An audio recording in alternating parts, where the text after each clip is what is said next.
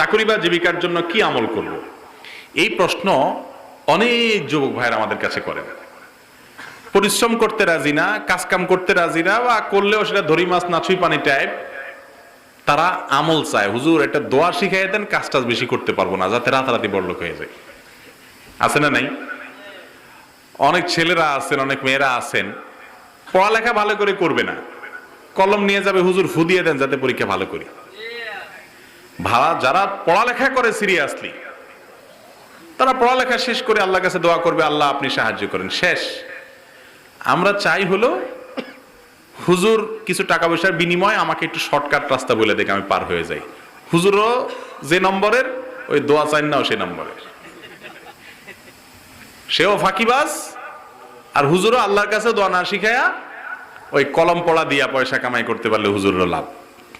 আল্লাহ মাফ করুক, এটা কোনো সহি পদ্ধতি না। অনেক যুবকরা বিয়ে করার জন্য বারবার দোয়া চায়, হুজুর দোয়া শিখাই দেন কোনটা করলে বিয়ে তাড়াতাড়ি হবে। আরে বাবা, বিয়ে তাড়াতাড়ি হওয়ার আমল হলো কাজ শুরু করেন, পয়সা কামাই করেন, মাথার ঘাম পায়ে ফেলেন, হালাল রুজির জন্য গাধার মতো খাটেন, কোন ইজ্জতের ভয় করিয়েন না। হালাল উপার্জন করতে গিয়া গাধার মতো খাটে টাকা উপার্জন করেন।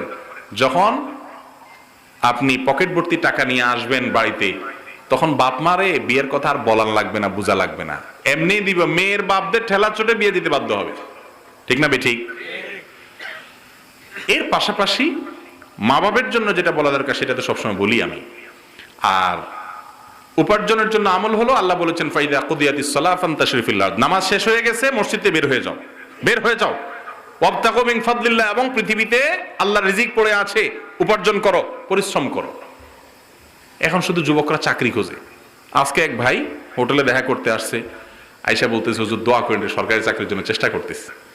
আমি বলি এই চাকর হওয়ার জন্য আমি দোয়া করবো কেন? আমি দোয়া করবো আল্লাহ আমার ভাই একজন বড় চাকর হইতে চাইতেছে, আল্লাহ ওনার কাছে বড় চাকর বানাই দেন। বড় চাকরি হওয়া মানে বড় চাকর হওয়া, এটা কেমন দোয়া রে ভাই? আমি তো আপনার জন্য দোয়া করবো আল্লাহ এই লোকের মালিক বানাই দেন। চাকর হবেন কেন আপনি? নজরে তো নিচু কেন? 10 কেজি আম কিনে বসেন, ওই আম বিক্রি করে 50 টাকা লাভ করেন, ওই 50 টাকা দিয়ে আরো আধা কেজি বাড়াইয়া 10.5 কেজি কিনে বসেন, ওইটা দিয়ে 1100, আরো 100 টাকা লাভ করেন পর টিপে। এরপর এইভাবে আস্তে আস্তে তিল তিল তিল করে সামনের দিকে আগান। কথার কথা, উদ্যোক্তা হন, ছোট ছোট কাজকে সিরিয়াসলি করে করে বড়র দিকে হন। নবী করিম সাল্লাল্লাহু আলাইহি ওয়াসাল্লাম একটা হাদিস আছে, ইন্নাল্লাহা ইউহিব্বু ইযা আমিলা আহাদুকুম আমালান আইয়ুতকিনাহু, আল্লাহ তাআলা পছন্দ করেন বান্দা যদি কোনো কাজ করে, সেটা দুনিয়ার কাজ হোক আর আখিরাতের কাজ হোক, আমালান, যে কোনো কাজ যদি বান্দা করে সেটাকে যদি খুব ভালো করে করে, সিরিয়াসনেসের সাথে করে, গুরুত্ব দিয়া করে, আল্লাহ তাআলা সেটা পছন্দ করেন।